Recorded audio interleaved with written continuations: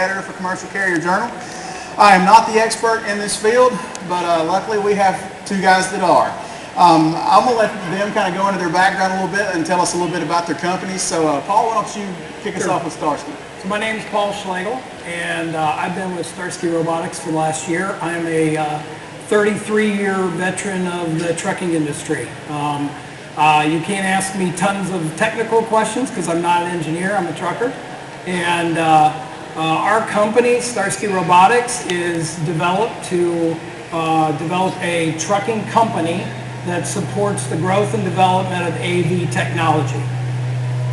So we operate a 45 trucking company here out of Dallas. Our corporate office is in San Francisco. Our technology is twofold. We operate AV, or autonomously, on the highway on short lanes, and we once you get off the exit, we operate in remote mode. So we're developing two levels of technology: remote driving and AV technology.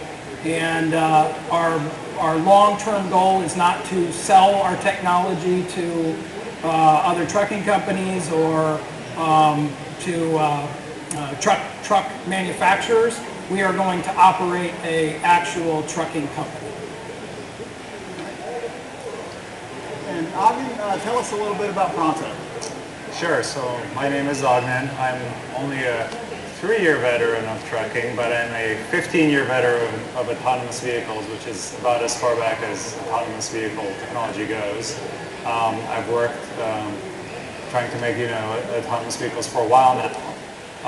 And I was part of the founding team of a company named Autonomy a few years ago that some of you might have heard of, that did somewhat unmanned gear delivery some years back. But with our new venture, Pronto, we've come to the realization that actual fully autonomous driverless trucks are quite a ways off.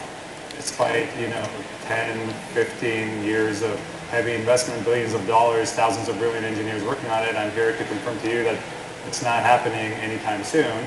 So what we're doing with Pronto is we're taking the best technology that exists and building what we think is the best driver assist product. So what we do is we've launched a product called Copilot, and what it does, it brings the kinds of safety features and convenience features that are currently only found in the highest and sort of most premium cars, and makes those available in commercial trucking.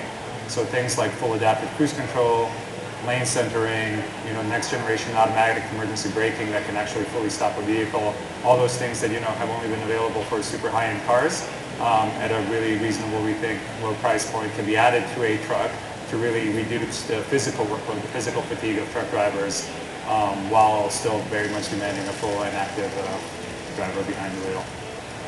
So that's a little bit about Pronto. All right. This next slide is, I want to leave this up here for the whole presentation because I think it's important. You'll probably hear a lot of level 1, level 2, level 5 thrown around these conversations. This is the SAE's definitions of level of autonomy. So if Hawkins says level 4, you can kind of look up here, follow the SAE level 4, it'll tell you exactly what level 4 means. Add a little bit of clarity as we kind of drag into this conversation. I spend a lot of time talking about this. I know these two guys do too. So we just want to make sure everybody's on the same page as we start talking about self-driving versus driver assist or automated assist. It's all, we're all kind of shooting at the same target here. But while we're kind of on that, we're basically at a level 2 of today, right? So what's actually commercially viable today? We read the articles, we see the pictures, we see the tweets, the YouTube videos of the self-driving cars, the self-driving trucks. But what's real world in 2019? What is a self-driving technology today? Ogden, why don't you start us off? Sure. So yeah, we're starting to enter the world of level 2 today. We have the first level 2 system we're introducing in trucking. Level 2 has existed for a few years, as I said, in high-end passenger vehicles and high-end cars already. But what we have in trucks today is, basic cruise control, so more like a level 1, and sort of really the initial collision mitigation type systems, and we're trying to bring that level 2 functionality. So we're just entering that. I think that's where it's going to stay for the next 3 years, getting better and better level 2 type functionalities. So what that means is the truck, the technology, the software can control the braking and the steering and the throttle of a vehicle to basically keep it centered in a lane for extended periods of time, possibly for hours at a time, hundreds of miles at a time, and keep a safe distance from the truck in front of it. But what it doesn't do with the technology where it's not is to sort of make everything else that the driver does, right? Monitor the road fully, make all the decisions, anticipate what's happening with the surrounding traffic. And so it still very much requires a fully alert, experienced, active driver behind the wheel, to make sure that everything's doing right. Because while the technology is not getting tired, it's not getting fatigued, where we're at today is there is no software, there is no artificial intelligence that has the experience or the prediction capability or the instincts that an experienced driver has, which is what you would need to start to get to a level 4 or 5 type deployments at some point in the future. So from Starsky's perspective, when I joined Starsky, one of the reasons that I did was when I looked at autonomous, I said, that's a long ways off. And I would agree that autonomous in a commercial setting, coast to coast on every lane is a long ways off, a very long ways off. Starsky's approach is to do repeatable lanes, short repeatable lanes, validate those lanes to a point where if something happens on that lane or something changes from the last time you were through there, you have a overlapping safety mechanism that can operate the equipment. We do believe that on these short lanes that we're anywhere from 6 to 12 months from being able to take a driver out of a truck on a short lane and run it from the shipper to the consignee. So the approach that Starsky takes is limit the variables. So if you limit the variables, you operate on the same lanes, you validate those same lanes day in and day out. When there is a problem, you can identify that problem quicker. So a lot of people ask, well, you do use artificial intelligence and all this other thing and machine learning. And our approach really does not rely solely on machine learning. The way we look at it is if we operate the same lane 100 times and there's something in the road, then your system recognizes that sooner than what a driver would recognize that, can make the decision quicker to take the appropriate action to avoid having an incident or an accident. So it's very different than people that are driving, or companies that are saying, hey, we're going to go coast to coast. We're going to prepare for every inevitable situation. We're going to drive in all kinds of weather. What we're looking at it is short, repeatable lanes, validate the safety, and then take the driver out of the truck and be able to operate that continuously. Let's jump in a little bit with each of you two guys' company strategy toward autonomy. Starsky's a little unique from Pronto. Pronto's a little unique from Starsky in that you're approaching this, you're both going in the same direction, but you're going two different ways. So, Paul, tell us a little bit about some of the validation, some of the testing, and some of the efforts you guys are making. And you mentioned taking the driver out of the truck under certain circumstances. So tell us a little bit about how you see the driver getting out and then when the driver is needed and some of the tests that you've done through that. Yeah, so on Father's Day, we did a 10-mile unmanned run in Florida. I think it's called Yeehaw Junction. Yeehaw Junction. Yeehaw, sorry. From a rest area to a rest area. That validation, we did that run over 140 times without incident.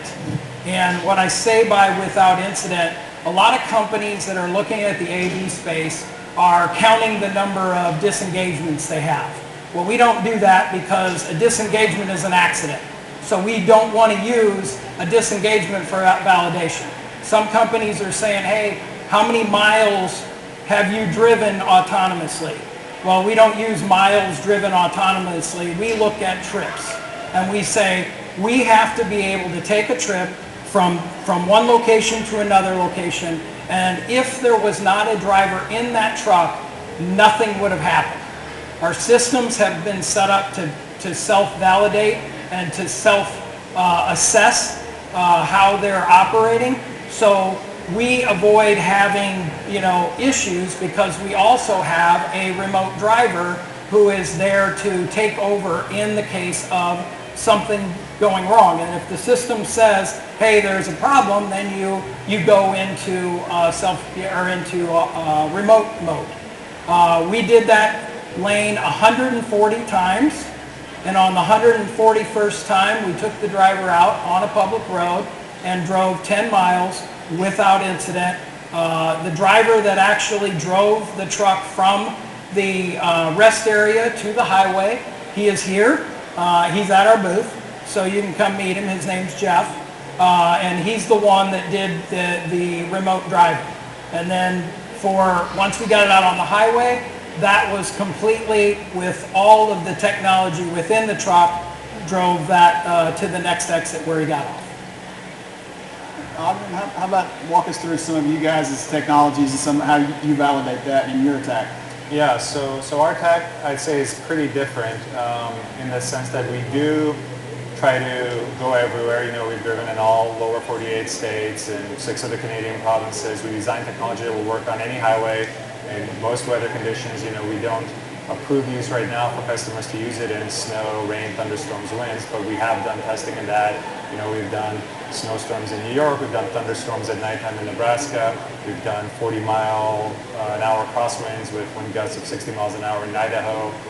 We're sort of seeing it all because we're limiting the feature set because we're not trying to do a driverless truck, we're not trying to do a so-called level 4 system, and as a result, because our safety case is built around a person in the seat at all times fully engaged, we're limiting the functionality and making it really robust so it does work everywhere, it does scale, and it can go in all conditions. And so because it's a level 2 driver assist system that brings an additional layer of safety to the driver to help ease their physical fatigue so that they can then have more attention to be able to stay alert and fully engaged for longer, it's just a somewhat different approach.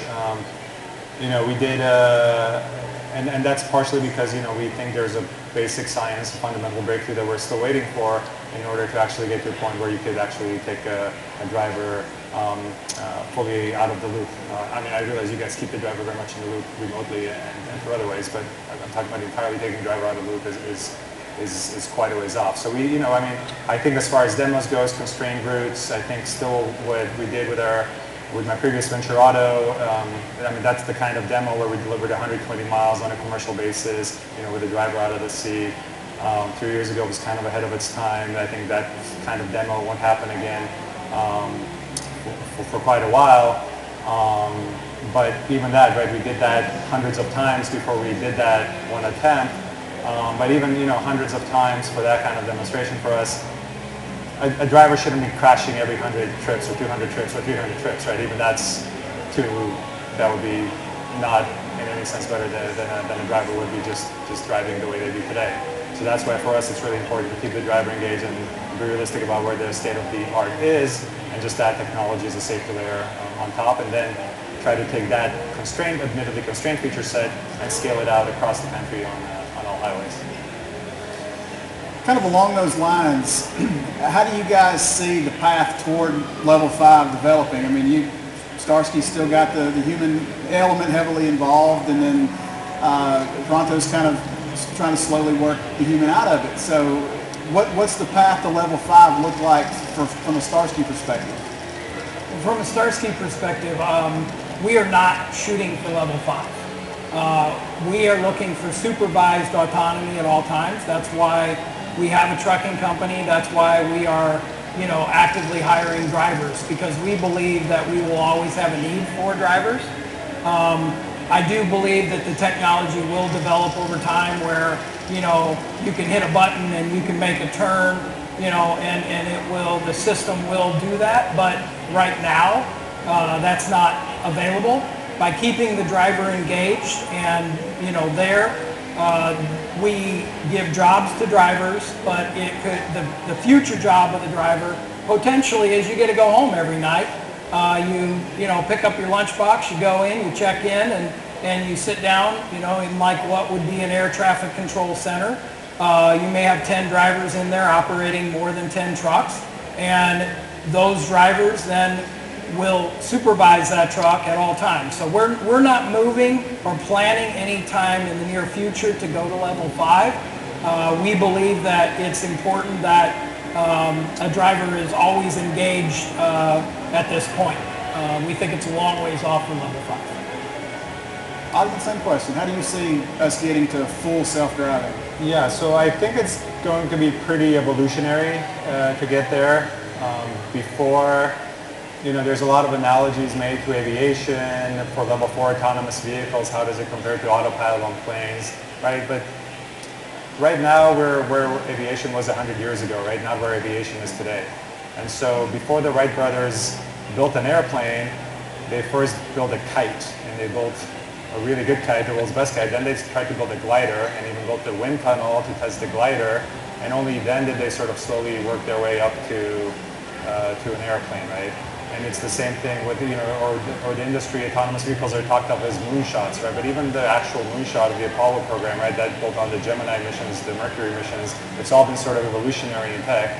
And so that's why we're trying to introduce this Copilot product as a level 2 system.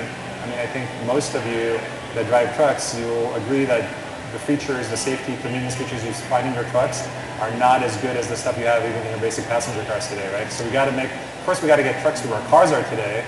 Then we got to perfect that and add like additional safety on top of it so that trucks become even better than cars on the highways with respect to safety and convenience. And then over time, we might get to some level 4, level 5 type deployments. But again, that's not a thing that's guaranteed to happen. If you throw a lot of money and engineers at that problem, it's not guaranteed to be solved because we're waiting for a fundamental science breakthrough on the artificial intelligence side. It might happen. I happen to think it might happen someday, but who knows? It could be completely wrong about that. But we can't sort of bet and wait for that to possibly happen someday, right? Like maybe it will, maybe it won't. And I can't tell you when that's going to be because it's a basic science issue. It's not an engineering sort of applied problem. So I think it's going to be an evolutionary path to get there. And I think in the meantime, that's going to move the bar for driverless trucks and autonomous trucks higher because as you start to introduce these more sort of constrained technologies, then it becomes that person plus technology drives better than maybe person without technology today. But to somehow get to the point where technology by itself drives better than a person, that bar is going to keep getting raised higher, right? Because by us introducing Copilot into the market, that makes it harder to make the case that technology can drive safer than a person because we believe a person with our technology, with Copilot, will be much safer, and therefore it sets the bar even higher for somehow having an unmanned vehicle on the roads. Paul, do you have something to add? Just the other thing that I think has to happen for us ever to get to the level 5 is government and, you know, local and federal government involvement. You know, obviously regulations are being put in place. We actually have a government affairs officer that is working to help improve the AV laws across the nation. But I believe that, you know, it's also going to be up to local municipalities to be able to say, you know, hey, do you have dedicated lanes? Do you have, you know, situations where you convert your HOV lanes over to autonomous? So those are the things that also I think will help, you know, that in the future. We're not there yet, though. I mean, those government agencies and, you know, local and federal municipalities, they don't have the knowledge at this point, but we're working towards getting them there. That actually kind of walks us into what was my next question about regulations. A lot of what we've talked about, the level 5, the driver not in the cab, is not even legal unless you're in certain conditions. The state of Florida is relatively friendly. Arizona is pretty friendly.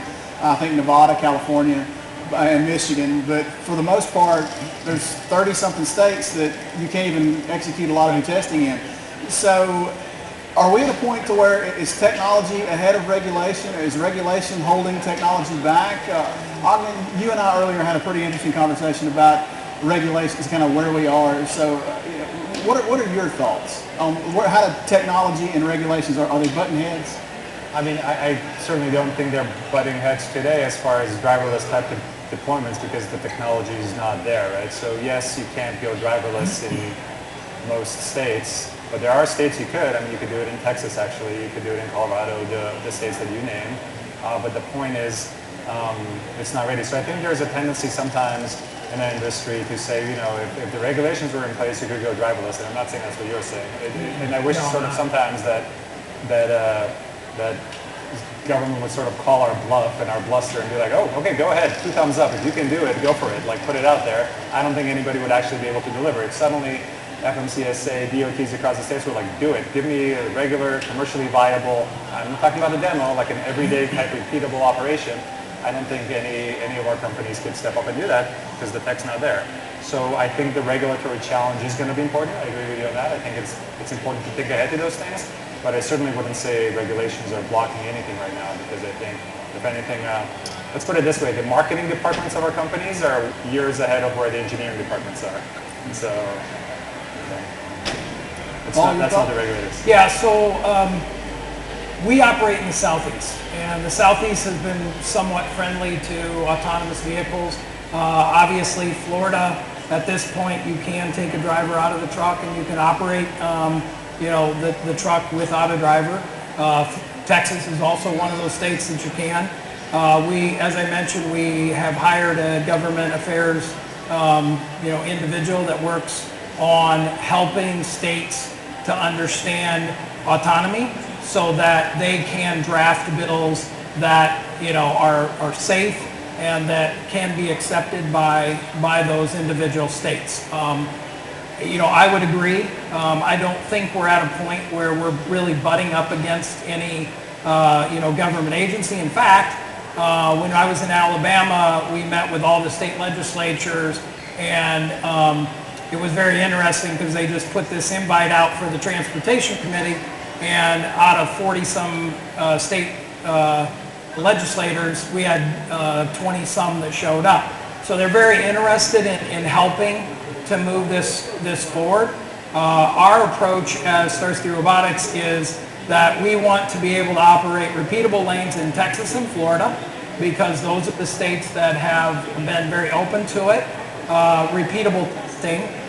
This is not at this point, we're planning on taking the driver out of the truck. And then eventually across the I-10 corridor. So as I mentioned earlier, our approach really focuses on minimizing the variables. And when you minimize the variables and you validate a lane and you do it safely and you can do it repeatably, then you can have a business case and say, you know what, on this lane I can haul freight safely and effectively and efficiently, but we're not looking to run coast to coast. I mean, it'll be Texas, Florida, and if we can get the I-10 corridor within the next couple of years, that our technology probably will be at a point where we're wanting to test and eventually be able to run on those lanes. And for us, there's plenty of freight in that area that we have a business validation case just in that area because we could haul all the freight we could handle in just that area. What about training to use these type systems? I mean, driving a truck's not easy, but now I've got all these extra sensors, all these extra softwares, and it's supposed to make it safer and easier, but if I don't manage it correctly, it's actually going to make everything harder and worse. So how do you educate, if you're having a conversation with a carrier or with a driver, what sort of education do you have to extend to kind of show them, this is how this works, this is how you use this correctly, this is kind of how you get the juice from the squeeze? Yeah, sure. I mean, I'd say there's certainly no substitute for good training.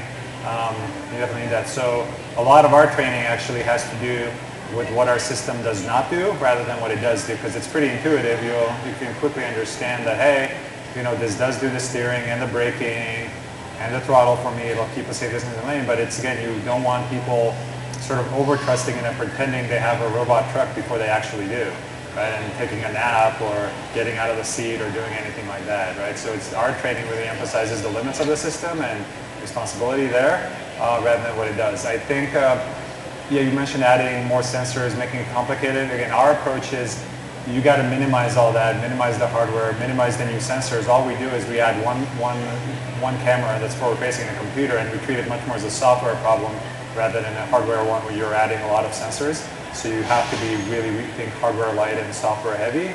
And finally, you have to really minimize the sort of the false positives. I think a lot of the problem truck drivers, the feedback we've received anyway, I'd love to talk with people afterwards, for those of you that drive for a living, with the existing generation of systems, is that they get too many beeps and too many lights and too many whistles with these false positives, or it brakes for an overpass, or it locks up the brakes on weird things. And so like, that's what we have to be aware of, and we have to treat that as a crucial part of the user experience. You're not going to improve safety if you're constantly sort of crying wolf or doing these weird things, right? And so that's where we focus on as well. But yeah, training is key for everything. Paul, your setup's a little unique. So that's, again, the reason I joined Starsky is to actually develop and grow out our trucking business.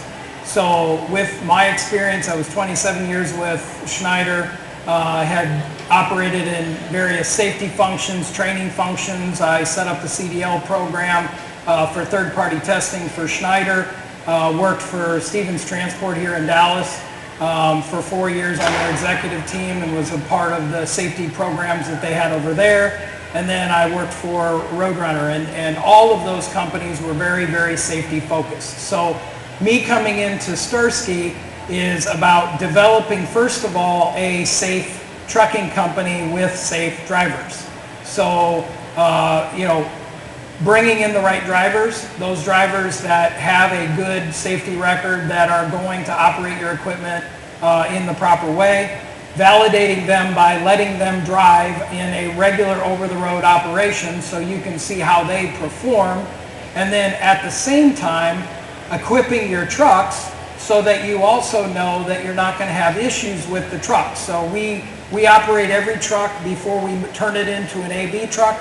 We operate it in our over-the-road trucking business for a period of time. By doing that, we also know, hey, even when you buy 10 new trucks, one of them's going to have some little issues that you're going to have to work through. So we work through those, then we convert that over. So the training is that we bring them in, we operate them for a period of time before they can be promoted. Once they're promoted to the first level, which is a safety driver, which is a driver that sits behind the wheel while we are testing the fleet. That way they get to understand and know how, when they should, grab the wheel, or when they should disengage the AV system. And then eventually, then they can move into the teleops function, which is the remote driving. And we have a full safety program around bringing people up to speed in areas. We've shut down highways. In Florida, they shut down the HOV lanes and let us operate and test on those lanes so that we can make sure that, again, that we're safe, and that the things that we're doing are in line with proper training and proper safety. All right, here's the $64,000 question. A lot of drivers are in the audience. We're talking about driverless trucks. How does the role of the truck driver change as we go from level 2 to 3 to 4 to 5? Is the job description get wider? Does it go away? What does a truck driver look like in a driverless truck? Well, in a driverless truck, I'd say there is no driver, so that's, again, really unfortunate. So there would be, again, I guess you could take a different approach, but I think the way it's sort of changing over time is, at first, you have less tired and safer drivers, but the job stays pretty much the same. I think as long as you have a person in the cab, the job is going to be pretty much the same as it is now. What's going to be different is, ideally, it's going to be safer, and it's going to be less tiring, and it's going to be more convenient, right? Because you're going to get these additional layers of safety and convenience on top. It's just going to be more comfortable. I think with that in mind, if you can stay safer for longer, it's possible over time that I think you might be able to start getting some hours of service relief on that, because if you're going to be shown to be safer with technology in a truck, possibly, you're less tired, so you can maybe drive longer. That actually would require regulatory approval, and and to get there. But I think maybe as we try to start scaling the systems up or improving, there might be opportunities for that. That would obviously require deep engagement with regulators, but given that there's some hours of service reforms going on right now, that might be up for conversations. Then as you get eventually, if there is the day that scientific breakthrough comes and on some limited capacity, some lanes, there's driverless trucks, maybe some over the road limited route segments, then the job changes entirely in the sense that there's no maybe drivers at all for those runs. But even then, you could imagine that on those lanes are going to attract a lot more traffic, and for first last mile type movements, you might actually end up needing a lot more drivers. But then maybe you see people shifting from over the road type driving to more, day hauls, regional type activity. But again, that's pretty speculative right now. I should clarify, that's my own personal opinion, not necessarily Pronto's, because we just don't know. We don't know when that day. Paul, before you jump in, I want to follow back up to one of your examples, Ogden, that maybe let's just say there's been some sort of regulatory relief, that the driving time has been extended because you do have the supplement there from the automatic system. So what would you think the driver would be doing while the truck is driving? Are they sleeping? Is it a paperwork scenario? Is it a co-pilot scenario? Oh, no, I think the driver would have to be, so just to clarify, they'd have to be alert and sort of watching the road at all times. I just think sort of within maybe their 14 hours of on-duty time, there would not be a start, so possibly they could stay safe even maybe beyond 11 hours. I wouldn't necessarily say they'd be doing anything too different. I think they should be in the seat paying attention to the road. You could imagine maybe, again, this is kind of speculative, as you get to stop and go type traffic conditions and its systems are proven reliable, maybe at that point if you get stuck in traffic, you could actually get away with and be allowed to text or call ahead or just sort of take your eyes on the road at certain low speed environments still on the highway while stuck in gridlock to sort of check in, plan ahead, do different things. But again, I think for those kinds of things to happen, you'd have to work really carefully with carriers, with regulators to develop best practices and training to enable those kinds of activities. But I think the idea that somebody's going to be napping in the truck for an extended period of time while the truck drives itself and then jump back on duty, it's like, why, right? Like if you can get away with a person sleeping for hours, then that person shouldn't be in the truck at all, right? Because at that point, you're just risking somebody's life by being in a moving vehicle. Right. Like we all do, even the safest drivers, by virtue of being on the road, there's a risk, right?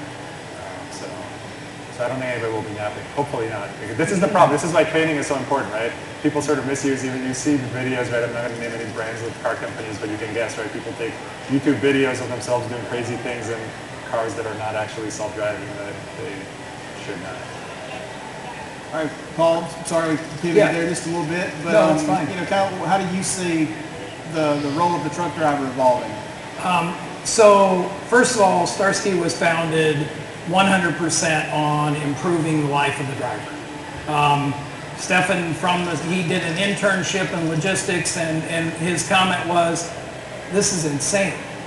People are being, asked to be out on the road, away from their families, driving for very extended periods of time, in a monotonous job that you can lose focus very easily.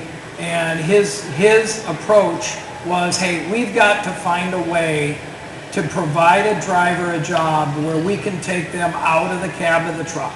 Until that happens, you're really not going to get the gains from a productivity standpoint or the business case to make it work. So he believes very strongly that our goal is to get the driver out of the truck eventually. But in the meantime, we actually are one of the few companies that has a career path for a driver. We want to hire qualified, quality drivers.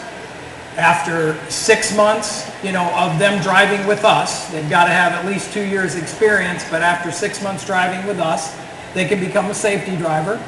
They can do that for a year, and then hopefully by that time, we'll be at a place where we will have multiple teleops centers where they can get up in the morning, pick up their lunchbox, go to work, check in, drive for short periods of time to the pickups or the deliveries, and monitor the equipment as it's going down the road.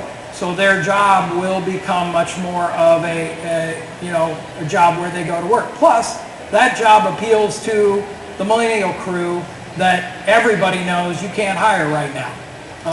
You know, somebody said, you know, millennial hiring, if you hire a millennial driver, there's 300% turnover of that driver group, 300%.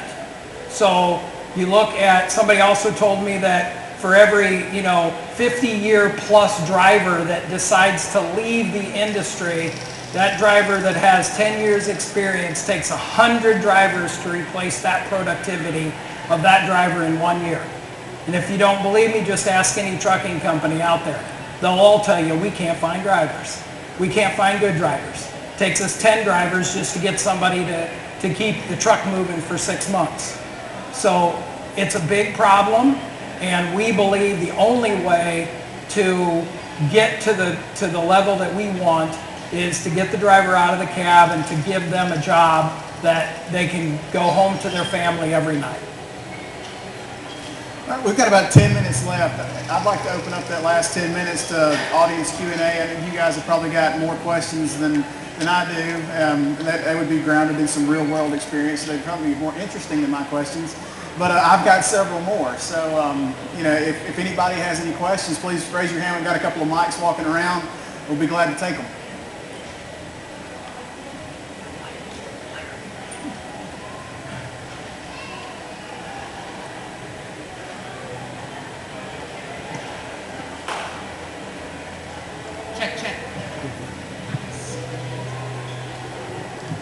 Hi, all right, great. So I had a question about some of the equipment and maybe OEM relationships that you have while you develop your trucks. I'd love to understand more about that. Like, do you partner with OEMs? Do you develop your own sensors? What kinds of sensors? Just more detail around that. Sure. So the question was, do we partner with OEMs, with other providers? Look, we work with...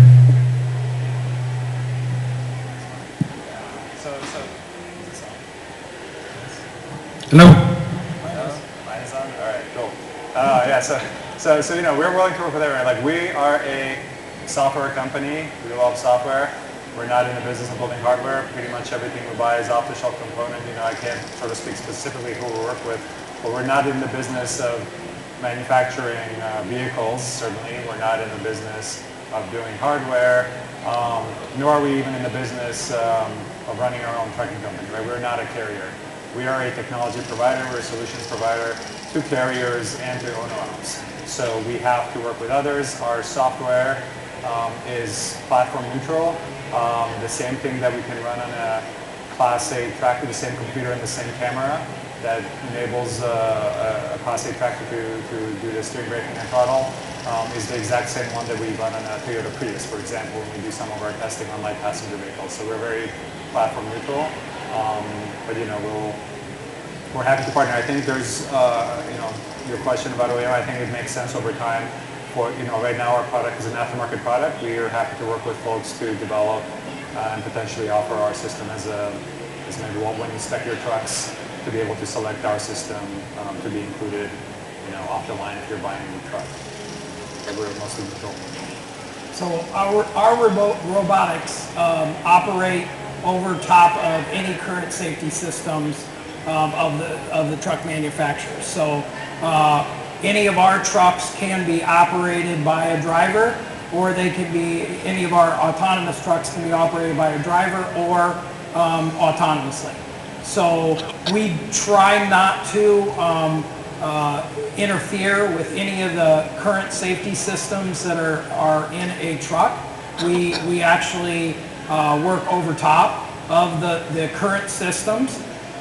So we're not necessarily tied directly to any specific OEM. We have Freightliner AV truck and we have Volvo AV trucks right now.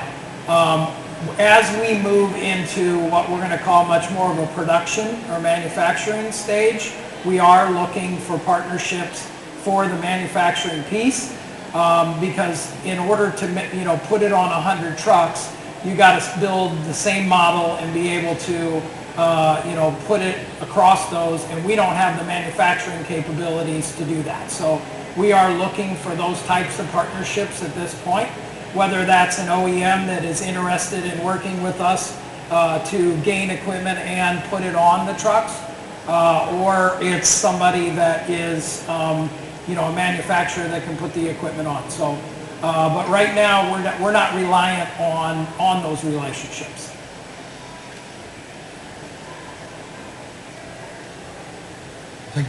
Thank you. First of all, thanks to you guys. It's a great panel.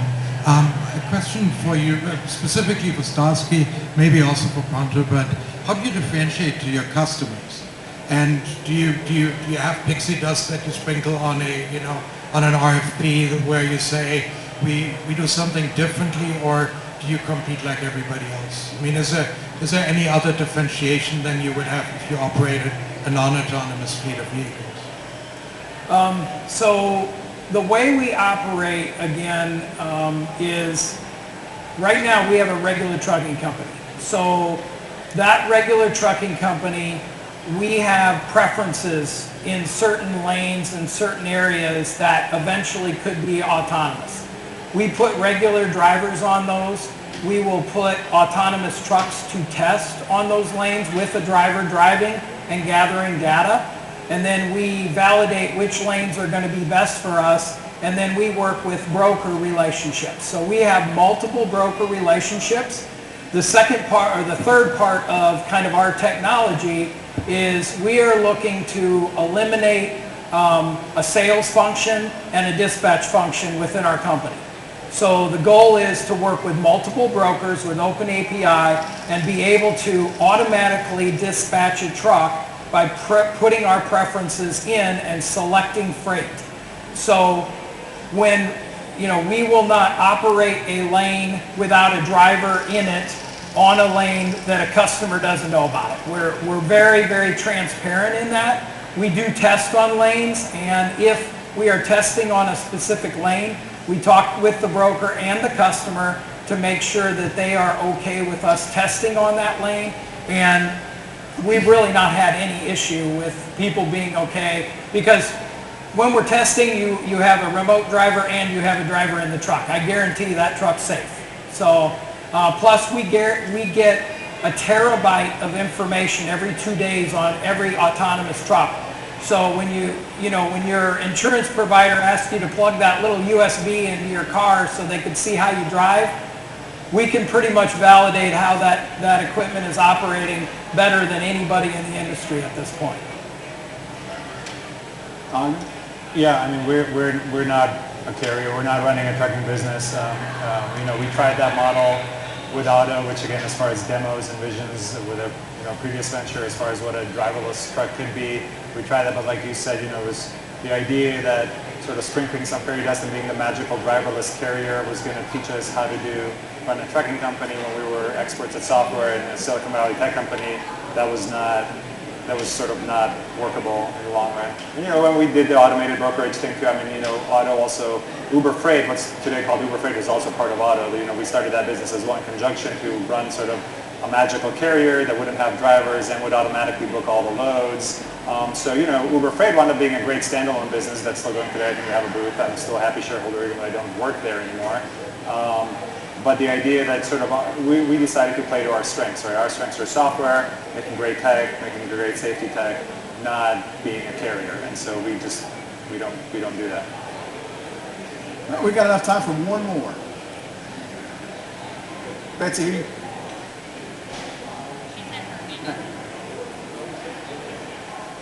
So when you talk about the remote drivers and grabbing your lunch while I'm going in, so you're going to have a driver that's in the office looking after one truck or after a number of trucks? Initially, it'll be one truck. Eventually, the idea would be as your technology improves and you have the capability of, automated signals and things like that, then you would, eventually gravitate to additional trucks. How many, I don't know. When a truck is out on the highway and, driving in no traffic, it needs very little supervision. When a truck is in heavy traffic, it would need, different. So if you have a what I would call like an air traffic control center with 10 drivers, you could get to a large number of trucks being operated by those 10 drivers. I don't have a number at this point. Right now we're focused on one remote driver for one truck. We have time for one more. Hey, great presentation. I have a couple of questions. Marketing aside, how do you compare where you are right now to some of the other software companies that are tackling something similar, like Tesla out there? And when you're looking at something like safety, where it's a preventable thing, like you're preventing incidents from happening, how do you measure success? Because how do you know how many times you would have saved that thing? Just curious. Do you want to start or? Sure. I mean, I'd say for a highway system, I think we have the best highway self-driving system out there. We don't do urban driving, but like I said, we do go on all highways in all 48 states. Not all, don't know our 48 states. There are 2 more. I think it's the way I think we need to compare it is like, can you actually make a real product? Again, on a demo basis, maybe you can sort of show some different things that look more advanced and make the future seem closer than it really is. But I'd say what our level 2 technology is able to do today, being productized and adding real value to real customers through a real product, that is already, even the basics of that are far more advanced than the so-called sort of level 4 systems, the prototype level 4 systems, which don't work in anything but the sunny, dry heat of pick your southeastern state, right? And so I think the core tech is far more advanced than anything out there. We're just choosing to limit its functionality to the point where we can actually ship a real product and deliver something more than demo. On the safety front, look, I think it's going to be, at the end of the day, it's going to be in crash rates, right? You have to look at, it's going to be a lagging indicator, admittedly, but you have to look at, it's not about I totally agree with you mentioned, it's not about disengages, it's not about total miles driven. It's like, are you crashing more often or less often, right? And so you just have to look at what do the crash rates look like with your technology versus without your technology. And frankly, my colleague, our chief safety officer, has been outspoken about this. The level 4 industry, which I started off in, and a lot of other people are still pursuing, that industry is actually can be shown to be demonstrably less safe than regular drivers today, right? People that are prototyping level 4 vehicles with the safety driving inside them tend to crash more often than people just going about their regular business alone, right? So that's a real problem. So I think safety, you really just have to look at what do we know about safety. So I understand your question was a little different about maybe near misses or like a potential accident, but I think at the end of the day, we have to look at actual accidents. What kind of collisions are you getting into? How severe are they and how frequently do they occur? That's the real proof in the pudding. So when I think about safety, we want to make a product that is as safe as the best driver out there. So when you think about it, it's been, I heard the statistic over 95% of accidents are caused by some type of human behavior. We have the ability, it's going to take time, to program out 95% of those inevitabilities. Now those other things are still going to happen. And in the industry, we'll probably be held to a higher standard just because of the fear and the concern in the industry. But no accident is what we're shooting for. Is there shouldn't be an accident that that we have that if a driver was driving that truck, that accident may have occurred the same way with a driver driving the truck. The difference is our reaction time is less, which immediately makes it safer. We have nobody driving down the road, checking their Facebook, status, checking their Twitter feeds. We have nobody that is fatigued, that's operating that piece of equipment that shouldn't be operating that equipment. We have nobody using controlled substances driving down the road. So when I look at this, and again, coming from the industry, and when I sat down and I talked to our founder, and he started to tell me how we were approaching it, I said, well, we're already safer than, you know, any driver that's out there on the road.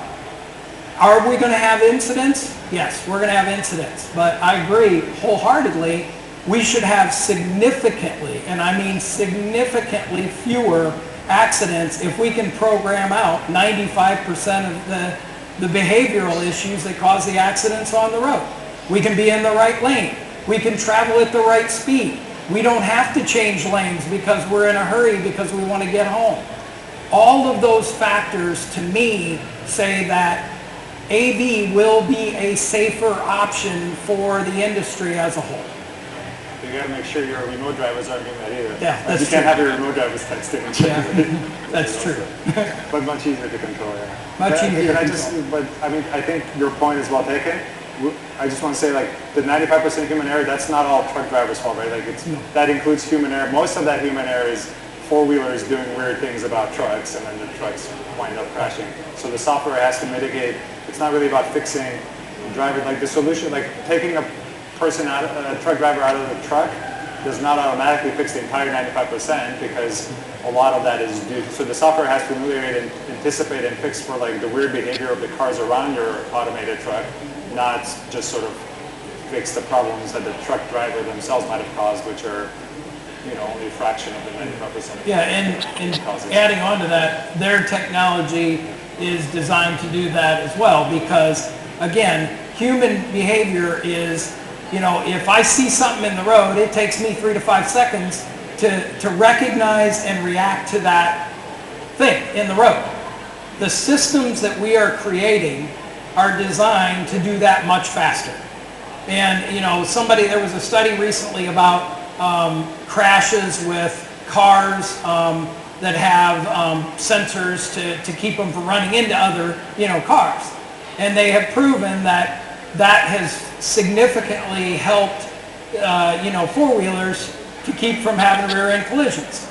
So agree wholeheartedly that our technology has to be as good, as I said, as the best driver on the road, and we want it to be significantly better so that the reaction time is faster so that those accidents don't occur in the first place. All right, well, that puts us up against time. Paul, Agna, I appreciate you guys joining us today. Some great information. If you had a question and didn't get to ask it, or if you were a little shy and you just want to ask it in front of everybody, I'm sure these two guys will be glad to talk to you once this is over. And once we have to vacate this for the next session, I'm sure you can find Paul at his booth. I appreciate you guys. I'll be right outside. I'm 6'9", so I don't have a booth, but like I'll wait out here. He's hard to miss. That's why we had to sit down. I've said we are not standing because. Well, you have a booth. So That's true. Appreciate you guys coming. Appreciate the participation, and thank you guys. Yeah, thank you.